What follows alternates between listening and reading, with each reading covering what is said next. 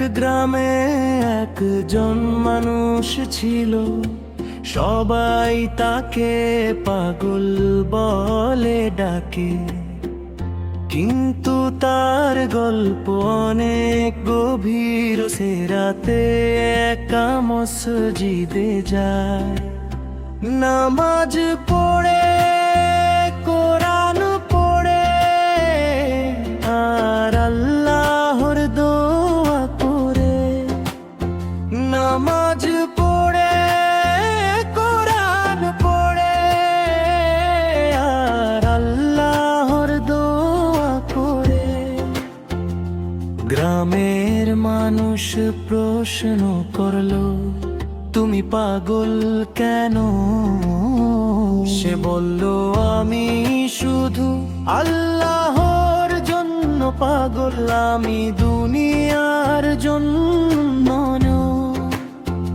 সে বলল, আমি শুধু আল্লাহর জন্য পাগল, আমি দুনিয়ার জন্য নয়। একদিন গ্রামের ওপর দুর্যোগ এলো, সবাই ভয় পেয়ে ছুটছিল। কিন্তু পাগলটি মসজিদে দাঁড়িয়ে সবাইকে বলল,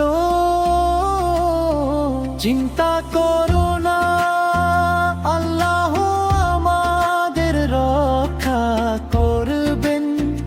আমাদের কাজ হলো নামাজ ও দোয়া করা,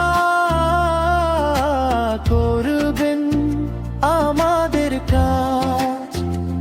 দুর্যোগ কার পর সবাই বুঝলো যে সত্যিকারের পাগল হলো সেই যে আল্লাহর সাথে সম্পর্ক রেখেছে, দুনিয়ার নয়। সম্পর্ক রেখেছে, দুনিয়ার নয়। সে বলল, আমি শুধু আল্লাহর জন্য পাগল, আমি দুনিয়ার জন্য নয়। সে বলল, আমি শুধু আল্লাহর জন্য পাগল, আমি দুনিয়ার জন্য নয়। সে রাতে একা মসজিদে যায়, নামাজ পড়ে, কোরআন পড়ে, আর আল্লাহর দোয়া করে।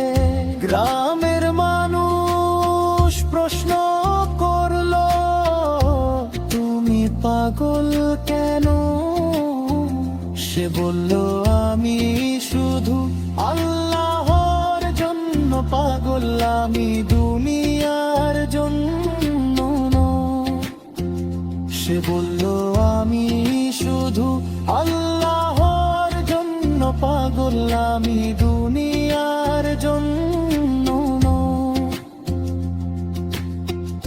যে আল্লাহর জন্য পাগল, সে কখনো একা